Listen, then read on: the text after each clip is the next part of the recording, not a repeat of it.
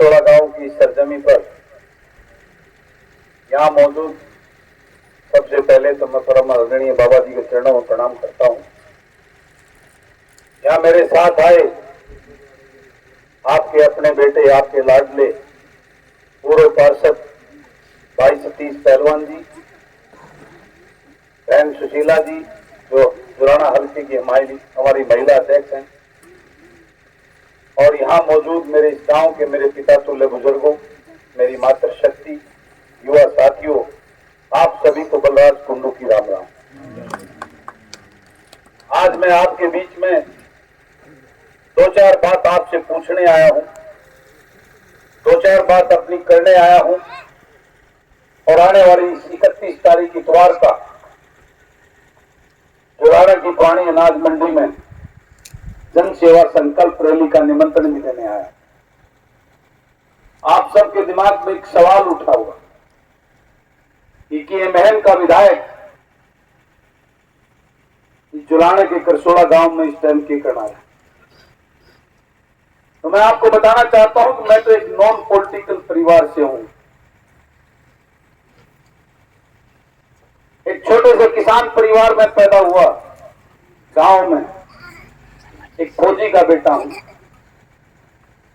खेत का हर काम किया है, हर तो जोड़ नहीं रखा, बाकी ऐसा कोई काम नहीं शायद इन युवाओं ने नहीं किया होगा जो मैंने किया हुआ। मेरे पिताजी जब फौज से रिटायरमेंट पाए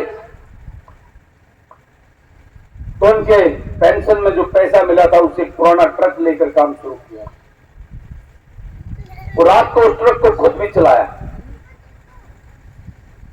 मेरे माँ बाप की, मेरे फादर की उस नेक कमाई से, उनके आशीर्वाद से, मेरे माँ बाप के आशीर्वाद से हम भाइयों ने मिलकर मेहनत की और अपने काम धाम को, उस बिजनेस को एक मुकाम पर पहुंचाया।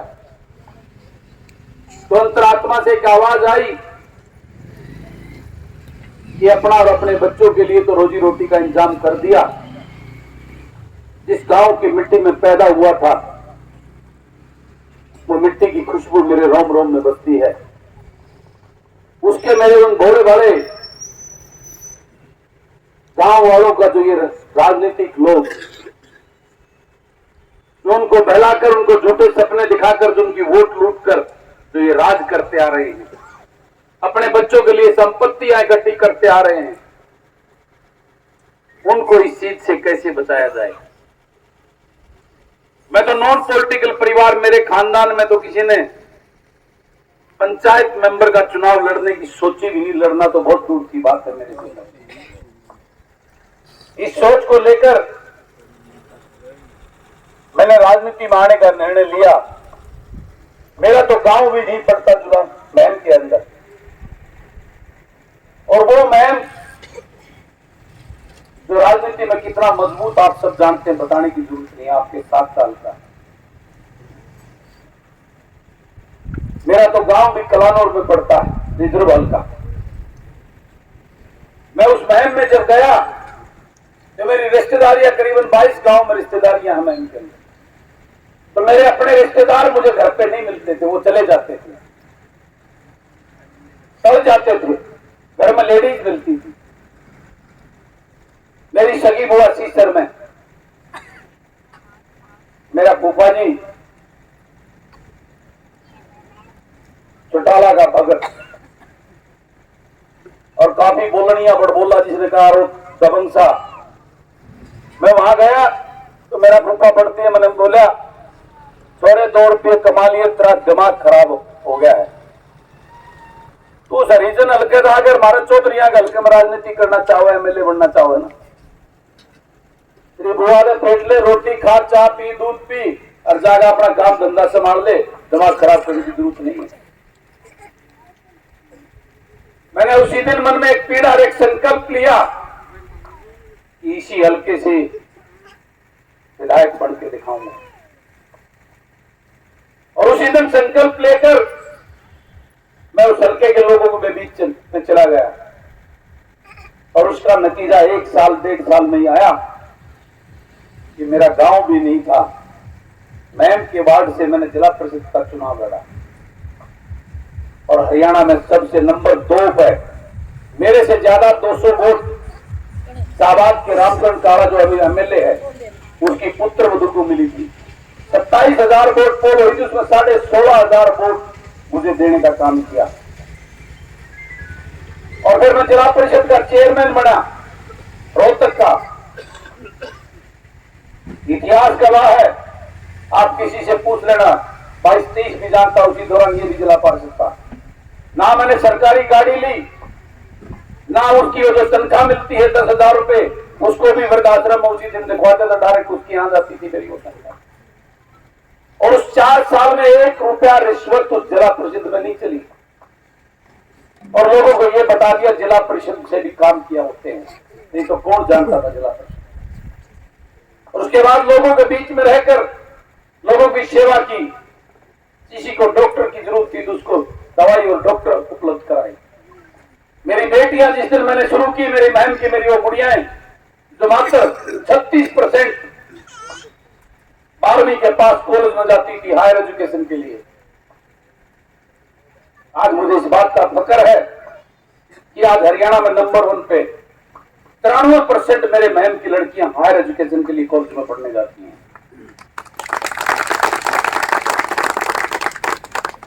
और उन्हीं बेटियों की दुआओं से और मेरी माताओं के आशीर्वाद से मैंने उस महम हल्के के अंदर वोट नहीं बनाई, मैंने अपने परिवार बनाए। आज वहां की हर मां, हर बुजुर्ग महिला मुझे अपना बेटा मानती है, हर वो बहन मुझे अपना भाई मानती है, सगे भाई से भी ज्यादा हर बुजुर्ग मुझे बेटा मानता है। और उसी का नतीजा था कि 2019 के अंदर 2 नेशनल पार्टी कांग्रेस और भाजपा के उन ताकतवर मेरे से ज्यादा पैसे वाले, आनंद सिंह दागी बहुत मजबूत इस प्रदेश का नेता रहा है, बहुत पैसे वाला ताकतवर आदमी, उन दोनों को धूल से हटाकर अपने इस बेटे को अपना जनप्रतिनिधि चुनकर, अपना वकील चुनकर उस विधानसभा में भेजना। और आज मात्र 4.5 साल हुए हैं, मैं पहली बार का विधायक हूं। वहां उस विधानसभा में 6-6, 7-7 बार के विधायक बैठे हैं। लेकिन आज हरियाणा प्रदेश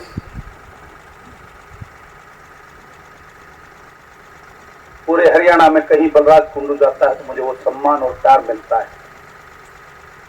मैंने बाकी हरियाणा के लिए तो कुछ नहीं किया, छोटी मोटी सेवाएं की होंगी। मैंने महम की मेरी माताओं को तीर्थ के दर्शन कराए होंगे, हरिद्वार में गंगा स्नान कराया होगा, मेरी महम की बेटियों को कॉलेज में पढ़ने के लिए बसों की सुविधा दी होगी, वहां के गरीब लोगों को इलाज करवाया होगा, वहां की बेटियों की गरीबों की शादी कराई होगी। बाकी प्रदेश में तो कुछ नहीं कराया। लेकिन उसका नतीजा जब ये महम का विधायक उस विधानसभा में खड़ा होता है तो सरकार की पिंडियां कांपती है, मुख्यमंत्री और सरकार के मंत्रियों।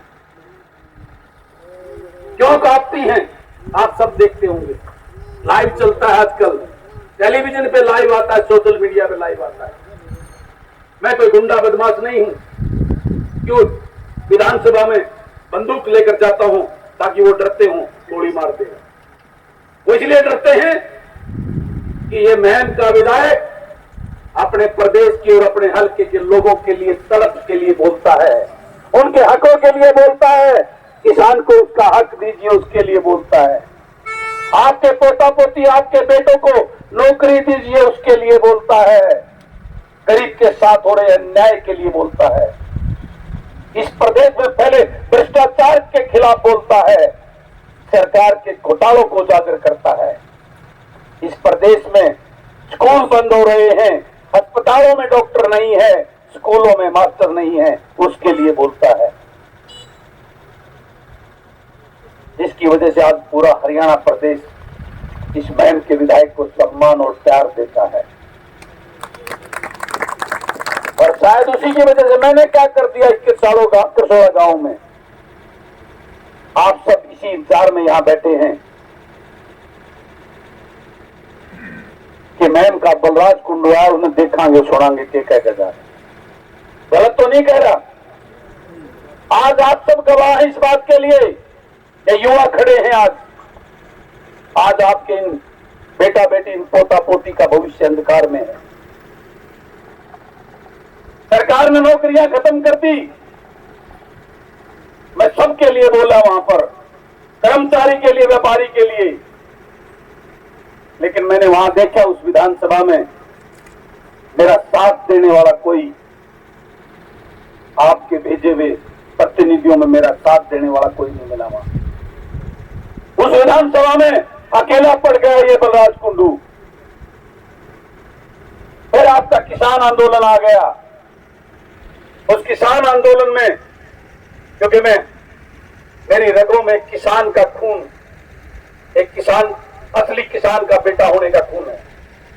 जब मेरे पंजाब के, मेरे हरियाणा के जब किसान वहां जा रहे थे तो सांपला टोल पे बड़े बड़े पिलर लगाकर, सीमेंट के बैरियर लगाकर उनको रोक दिया गया। तो ये महम का बेटा ट्रैक्टर पर सवार होकर उस बैरियर को तोड़ने का काम किया था, पूरा हरियाणा जानता है। जेसीबी लेकर मैं उसमें खड़ा होकर, इतनी पुलिस फोर्स मुख्तर से बने, किसी की हिम्मत नहीं हुई है उसको मुझे रोक सके, और वो बैरियर तोड़कर सबसे आगे ट्रैक्टर लेकर उस बॉर्डर पर अपने किसान की लड़ाई लड़ने पहुंचा था आपका ये बेटा।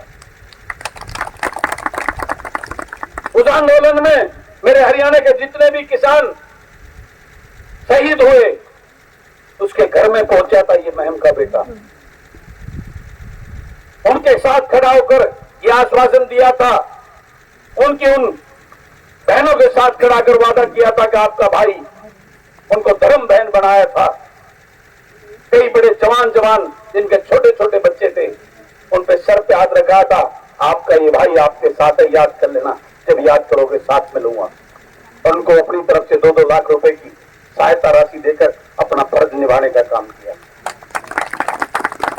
मेरे किसान ने जब वहां डेरा लगाया तो सबसे आगे अपने उस परिवार के लिए किसान रसोई चलाकर छोटराम के नाम पर 13 महीने उस किसान के साथ खड़ा रहा। उसकी एवज में मेरे ऊपर बहुत प्रेशर आए, मुझे मंत्री पद की लालसा दी गई, अब यहां से हट जा, मंत्री बनाएंगे। लेकिन मैंने उस मंत्री पद को ठुकराया और अपने किसान परिवार के साथ खड़ा होकर उस लड़ाई में उसका साथ दिया। जब मैं नहीं लालच में आया तो मुझे मेरे पर रेड डाली गई, मेरे ऊपर 9 मुकदमे लगाए गए, मेरे भाइयों को अंदर जेल में डाल दिया गया। मैं झुका नहीं, कोर्ट में जाकर उनकी बेल करवाकर उनको बाहर लेके आया। और आज आपके सामने है, उस दिन से आज तक मैंने कोई कसर नहीं छोड़ी।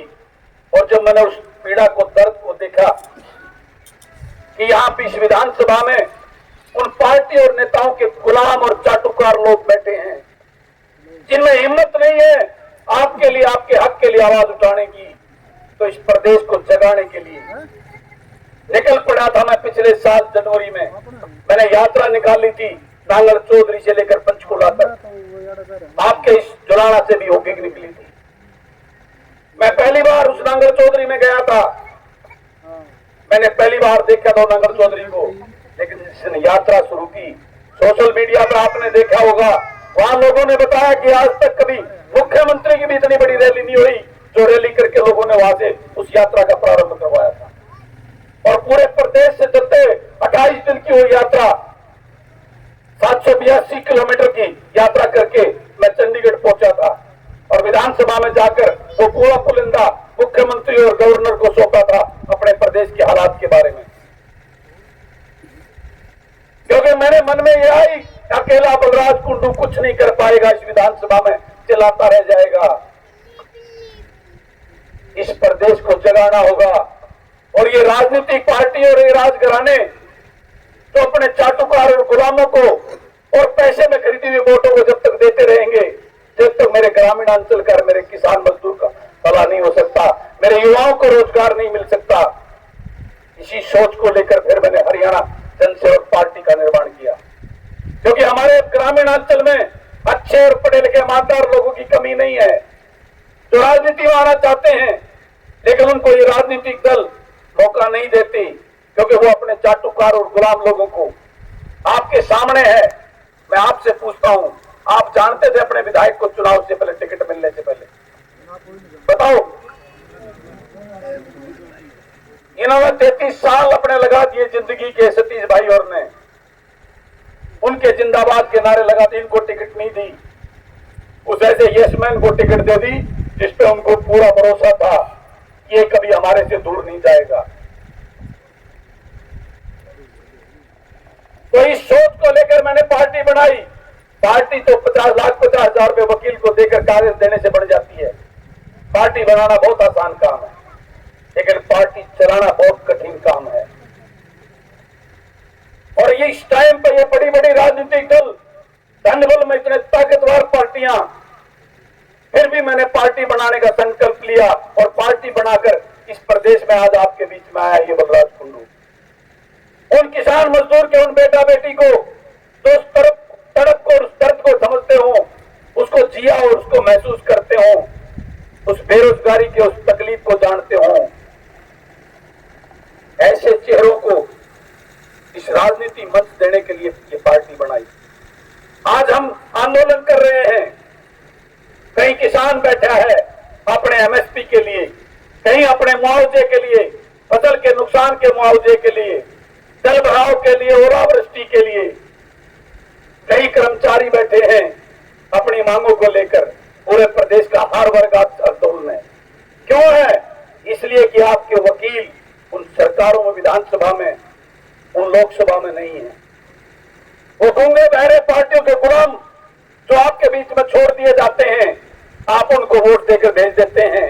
आपके दर्द को समझने वाले, ईमानदार जनसेवा की तड़प वाले आपके जिस दिन वकील वहां चले गए, मैं वादा करता हूं उस दिन आपको किसी आंदोलन करने की जरूरत नहीं पड़ेगी।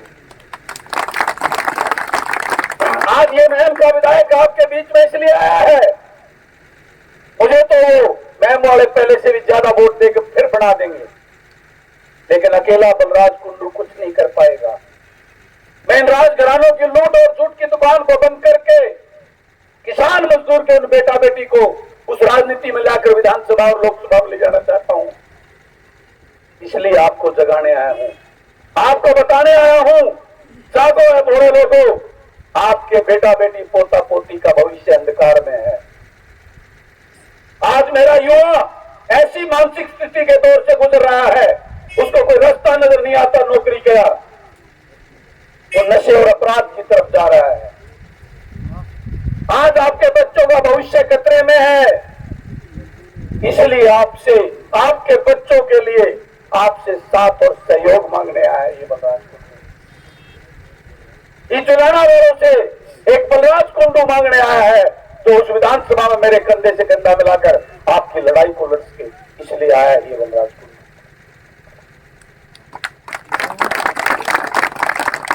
क्या आप नहीं चाहते कि आपका विधायक ऐसा हो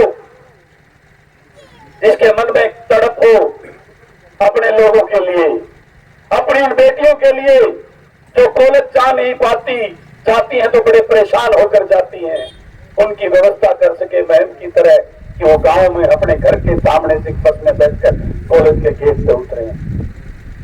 क्या आपको ऐसा विधायक नहीं चाहिए कि जाने या न होने में आपकी फसल पकी हुई है, सुबह कंबाइन लेकर आपने अपने गेहूं कटाने जाना है और रात को जाने अनजाने में शॉर्ट सर्किट से या किसी रास्ते में चलते भाई ने को बीड़ी फेंक दी, उस फसल के जलने के बाद उस किसान की कमर टूट जाती है।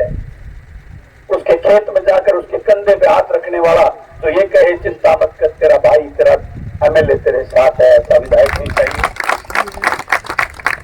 क्या आपको ऐसा विधायक नहीं चाहिए जो किसी गरीब के बेटा बेटी जो पढ़ाई में खेल में बहुत अच्छे हैं लेकिन उसकी आर्थिक स्थिति कमजोर नहीं है, इतनी है कि वो उनको ना के पढ़ा सकता ना खिला सकता है, तो ये आपका ऐसा वकील, आपका ऐसा एमएलए तो उसके सिर पर जाके हाथ रख दे, चिंता मत कर बेटा, तू खेल और पढ़, मैं हूं तेरे साथ, आज से मैं तुझे गोद लेता हूं।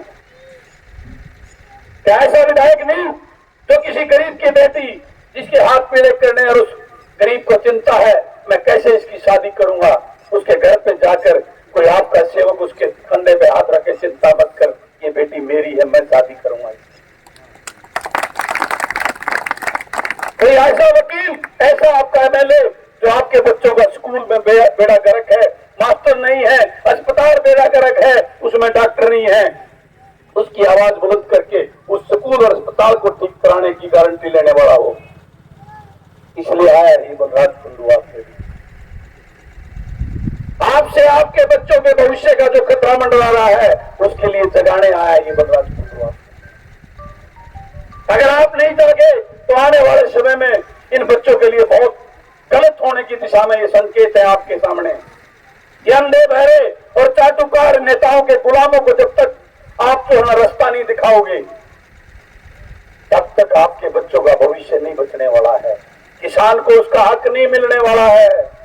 ये बताने आया है ये बलराज कुंडू आपको। क्या दोगे मेरा साथ आपकी लड़ाई लड़ने के लिए मेरे को?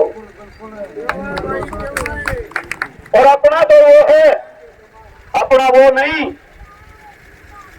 जो आपके गोत्र का हो या आपके गांव का हो या आपके अठगामा का या आपके बाड़ा का हो। अपना वो है जो आपके दुख और तकलीफ में आपके साथ खड़ा होकर आपके कंधे से कंधा मिलाए, मैं भी हूं, चिंता मत करो। हम विदेशों की बात करते हैं। आज इंग्लैंड का प्रधानमंत्री एक हिंदुस्तानी है। लंदन सेंट्रल की जो मेंबर पार्लियामेंट है वो हमारी सोनीपत की एक हमारी बहन है। वो लोग इस बात को नहीं देखते कि ये कहां का है, वो ये देखते हैं इसका विजन और सोच और राष्ट्र और हमारे देश हमारे लोगों के प्रति क्या विजन है। जब तक आप इन अंधभक्ति के इन चाटुकार गुलाम जो आपके बीच में टिकट देकर छोड़ दिए जाते हैं, जब तक आप उसका आकलन नहीं करोगे क्या ये इस काबिल है कि नहीं इसको वोट दी जाए, क्योंकि वो वोट आपके बच्चों का भविष्य निर्धारित करती है। क्योंकि वो प्रतिनिधि उस विधानसभा में जाकर वो नीतियां और कानून बनाने का काम करता है जिससे आपके बच्चों का भविष्य सुनिश्चित करना है। इस बात की आपको चिंता करनी है, उसके लिए आपको जगाने और बताने आए हैं बलराज। दोगे मेरा साथ? मुझे कुछ नहीं चाहिए। मैं चाहता तो मैं भी हजारों करोड़ रुपए इस सरकार में बना कमा सकता था, बड़ी बड़ी कॉलोनियां काट के, बड़ी बड़ी बिल्डिंगें बना के, सीएलयू लेकर। मुझे राज्यसभा की वोट डालने के लिए 40 करोड़ रुपए सरकार के लोग दे रहे थे, लेकिन मैंने उस मुहिम के लोगों के उस विश्वास के साथ धोखा उसका सौदा नहीं किया। ईमानदारी से उस ड्यूटी को निभा रहा हूं तो उन्होंने मुझे दायित्व दिया था। और ये तभी संभव है जब आप लोग साथ दोगे। अकेला बलराज कुंडू थोड़े दिन और चिल्ला के बैठ जाएगा, लेकिन आज ये चिंता करने का विषय। ये राजघराने, ये नेता, इनको चिंता अपने बच्चों की है, उनको मुख्यमंत्री कैसे बनाएं। आपके बच्चों की चिंता नहीं है, इस बात को आपको समझना होगा। किसी नए को नहीं बनना देना चाहते। ये मेरे बारे में भी तरह तरह की खबर, यो तो आ गया वोट काटू भुगताना रहा होगा। 75 साल हो गया, आपने अनेकों विधायक बना लिए, गिनती के दिन के लिए बढ़ते हैं।